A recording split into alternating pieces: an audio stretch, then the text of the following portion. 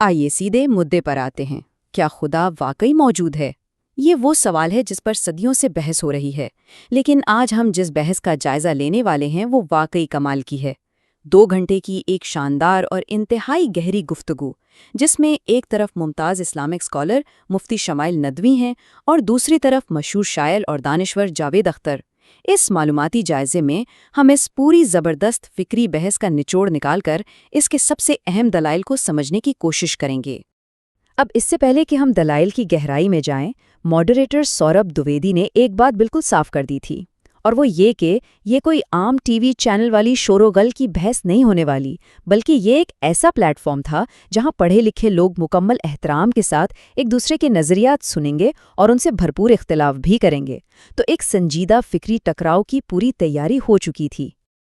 اچھا، تو اس پوری بحث کو آسانی سے سمجھنے کے لیے ہم نے اسے کچھ حصوں میں بانٹ دیا ہے۔ سب سے پہلے ہم دیکھیں گے کہ ثبوت کا معیار کیا ہونا چاہیے، پھر کائنات کی ابتدا پر بات ہوگی، اس کے بعد دنیا میں موجود مصائب اور برائی کے مسئلے کو سمجھیں گے، اور آخر میں کچھ حتمی نتائج پر نظر ڈالیں گے۔ تو شروعات کرتے ہیں پہلے حصے سے، یعنی ثبوت کا معیار۔ بحث شروع ہوتے ہی جو سب سے پہلا ٹکراؤ ہوا وہ اس بات پر تھا کہ سچائی کو ماننے کے لیے آخر ہمارے پاس کس قسم کے ثبوت ہونے چاہیے۔ ذرا سوچیں، ایک اتنے بڑے اور مافوق الفطرت تصور کو آخر کیسے ثابت کیا جائے جس سے ظاہری طور پر دیکھا ہی نہیں جا سکتا؟ کیا اس کے لیے سائنس کا پیمانہ استعمال ہونا چاہیے یا پھر خالص عقل اور منطق کا؟ یہ واقعی ایک بہت ہی بنیادی اور اہم سوال ہے، اور یہیں پر دونوں دانشوروں کے درمیان پہلا بڑا فرق سامنے آیا۔ مفتی صاحب کا کہنا تھا کہ خدا کو سائنس یا تجربے کی کسوٹی پر پرکھنا بالکل ایسا ہی ہے جیسے کوئی پلاسٹک ڈھونڈنے کے لیے میٹل ڈیٹیکٹر کا استعمال کرے، یعنی ان کے نزدیک ٹول ہی غلط ہے۔ دوسری طرف جاوید صاحب کو ٹھوس سائنسی شواہد درکار تھے۔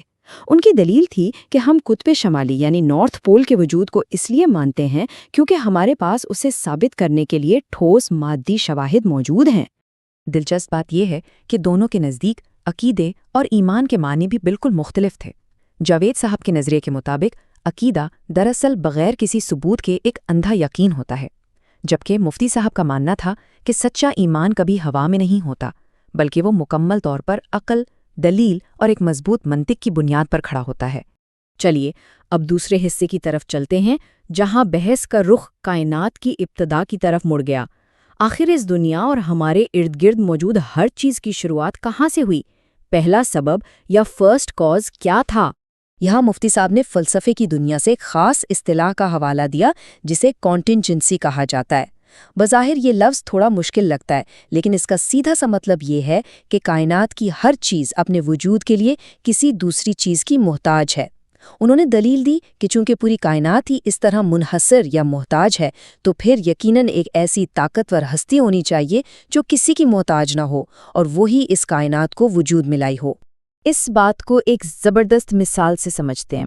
فرض کریں کسی کو ایک ویران جزیرے پر ایک چھوٹی سی گلابی رنگ کی گیند پڑی مل جائے۔ پہلا خیال کیا آئے گا؟ یہی نا کہ اسے کس نے بنایا اور یہ یہاں کیسے آئی؟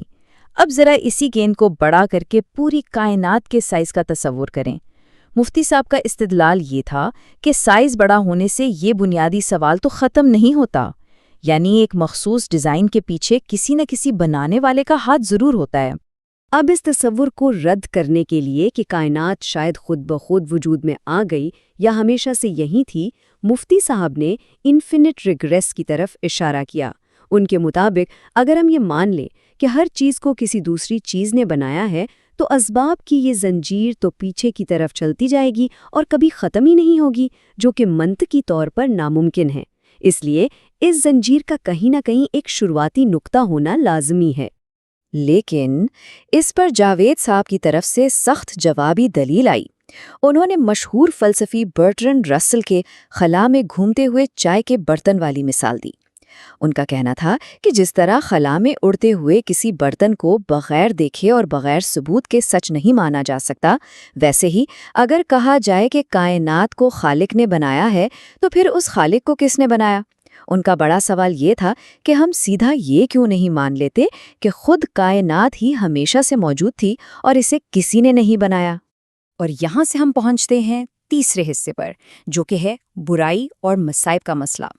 یہ شاید اس پوری بحث کا سب سے زیادہ جذباتی اور گہرا انسانی پہلو تھا، جس میں یہ کڑا سوال اٹھایا گیا کہ اگر خدا ہے تو پھر دنیا میں معصوم لوگ اتنی تکلیف کیوں سہتے ہیں؟ جاوید صاحب نے دنیا کے دکھ درد کو بنیاد بناتے ہوئے ایک بہت ہی طاقتور نقطہ پیش کیا۔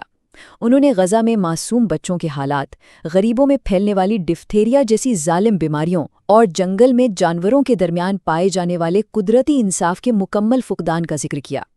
ان کی دلیل یہ تھی کہ کوئی بھی مکمل طاقتور اور رحم کرنے والا حکمران ان سنگین مظالم کو کبھی برداشت نہیں کر سکتا۔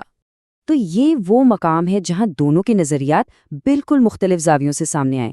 ایک طرف جاوید صاحب ان مصائب کو خدا کی غیر موجودگی یا ناانصافی کی سیدھی دلیل مانتے ہیں، جبکہ دوسری طرف مفتی صاحب اسے ایک امتحان اور انسان کی آزاد مرضی یعنی فری ول کا نتیجہ قرار دیتے ہیں۔ مفتی صاحب نے ایک بڑی دلچسپ بات کہی کہ ہمارا علم بہت محدود ہے اور ہم خدا کی مکمل حکمت کا صرف ایک چھوٹا سا پکسل دیکھتے ہیں، بالکل ویسے ہی جیسے ایک بچے کو ڈاکٹر کا انجیکشن صرف تکلیف دہ لگتا ہے، جبکہ ڈاکٹر کے نزدیک اس میں اس بچے کی جان بچانے کی حکمت پوشیدہ ہوتی ہے۔ اسی دوران مفتی صاحب نے ملحدانہ سوچ کو ایک بڑے سوال کے ساتھ چیلنج کیا۔ انہوں نے پوچھا کہ اگر ہم فرض کر لیں کہ کوئی بالاتر ہستی یا خدا نہیں ہے، تو پھر اچھائی اور برائی کا کوئی پکا معیار کیسے طے ہو سکتا ہے؟ اگر صرف فطرت ہی سب کچھ ہے تو جنگل اور فطرت میں تو بذات خود انصاف کا کوئی تصور موجود ہی نہیں ہوتا۔ اس کے جواب میں جاوید صاحب نے کہا کہ اخلاقیات اور انصاف دراصل 100% انسانی تصورات ہیں۔ یہ انسانوں نے مل جل کر معاشرے کو بہتر طریقے سے چلانے اور اپنی بقا کے لیے خود بنائے ہیں۔ انہوں نے بڑی زبردست اور سادہ سی مثال دی کہ یہ بالکل ایسا ہی ہے جیسے ٹریفک حادثوں سے بچنے کے لیے ہم سب مل کر یہ طے کر لیتے ہیں کہ سڑک کے بائیں طرف گاڑی چلانی ہے۔ یعنی یہ کوئی آسمانی اصول نہیں بلکہ ایک خالص سماجی ضرورت ہے۔ اور بالآخر ہم اس معلوماتی جائزے کے آخری حصے تک آ گئے ہیں، یعنی نتیجہ۔ آئیے دیکھتے ہیں کہ اسٹیج سے دونوں مقررین نے اپنے آخری اور حتمی خیالات کس طرح پیش کیے۔ تو یہ شاندار فکری محفل دو بالکل مختلف اور متضاد نتائج پر ختم ہوئی۔ مفتی صاحب اپنے اس موقف پر ڈٹے رہے کہ معروضی سچائی تک پہنچنے کے لیے خدا کا وجود منطقی طور پر ایک ناگزیر اور لازمی بنیاد ہے۔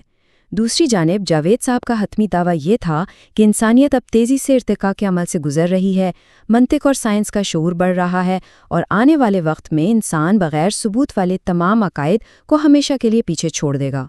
اب جیسے جیسے یہ معلوماتی جائزہ اپنے اختتام کو پہنچ رہا ہے، یہ بحث اپنے پیچھے ایک بہت ہی گہرا اور فکر انگیز سوال چھوڑ جاتی ہے۔ ذرا سوچئے، کیا کسی بھی سچے عقیدے کو ماننے کے لیے ہمیشہ سائنسی اور مادی ثبوتوں کا ہونا لازمی ہے، یا پھر خالص منطق اور عقلی دلائل اندیکھی حقیقتوں کو ثابت کرنے کے لیے کافی ہے؟ یہ فیصلہ اب یقیناً خود سوچنے اور سمجھنے والوں پر ہے کہ ان کے نزدیک کس فکری زاویے کا پلڑا بھاری ہے۔ اس پورے سفر میں ہمارے ساتھ شامل رہنے کا بہت شکریہ۔